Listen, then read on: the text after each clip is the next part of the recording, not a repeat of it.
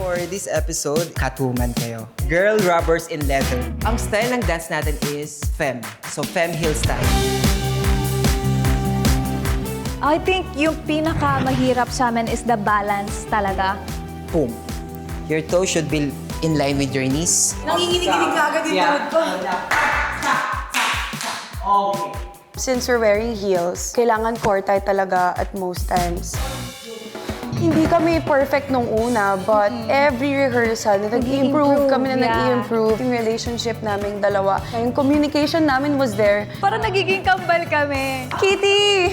Bye-bye! Yung inspiration ay pamilya, loved ones, yung mga supporters, and those who truly care for us. And I think yun yung pinakamagandang biyaya na meron kaming dalawa ni Kitty.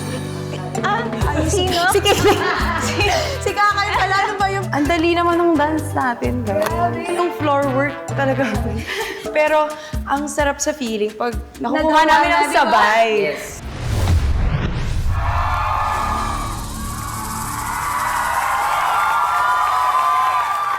What a way to cap the night. First stars on the floor on our third week. Faith and Kakay. Dance Authority. Grabe, nakakagulat. Sobrang nakanganga kami. Sobrang sexy. Sexy decente. Alam mo yun, hindi siya yung parang tignan. Pero ang galing, ang linis. Ang linis. Faith! Ito pala yung... Oy, oy! Pak! Music, please!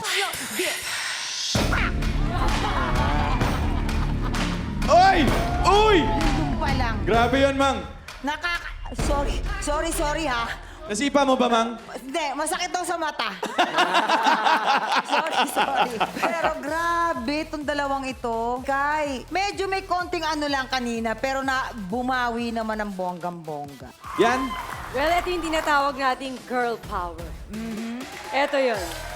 Faith, maraming beses kitang nakitang sumayaw, pero etong ginawa mo ngayon ang swak na swak sa personality mo.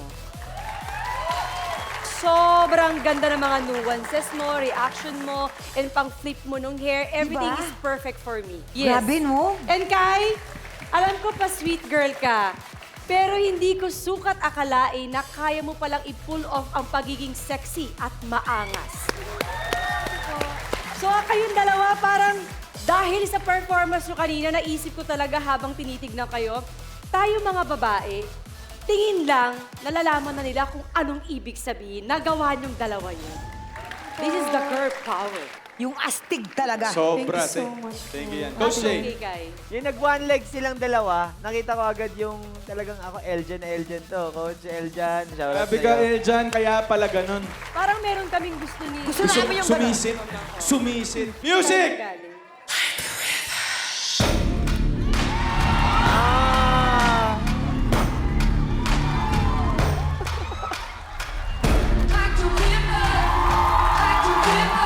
Ganun ba? Ganda! Grabe. Guys, ganun na yung effect sa inyo. Nasa lamesa pa sila at may upuan. What more kung live yan gagawin Kaya mo? nga, Uy, yan, relax. Joke lang yan. Mang. pag uwi daw niya, dong lagot ka. Yan! Yan, sandali. Si Sixto, si yan. Na sila. Tulog na.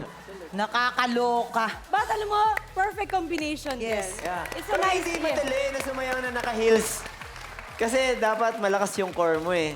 And then siguro nakita ko kay Kakay kanina, dun pa lang sa taas, nag-hesitate siya na mag-step. And then, yung nagkamali siya dito, nafe-feel ko sa kanya na nadidisappoint Pero sa nabawi sarili niya. naman. Yeah, pero, Bawing-bawi. Pero magagamit natin yung kumbaga kung ano yung nafe-feel at nai-experience natin sa stage, magagamit mo yung experience na yan para mag-improve ka palalo. Coach Jay, kontrabida ka Kasi talaga. ganito kasi yan. Hoy, coach.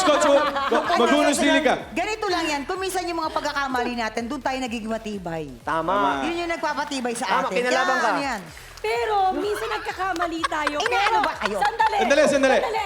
Sa buhay natin, oo, nagkakamali tayo. Pero once na-realize na natin, we need to move on.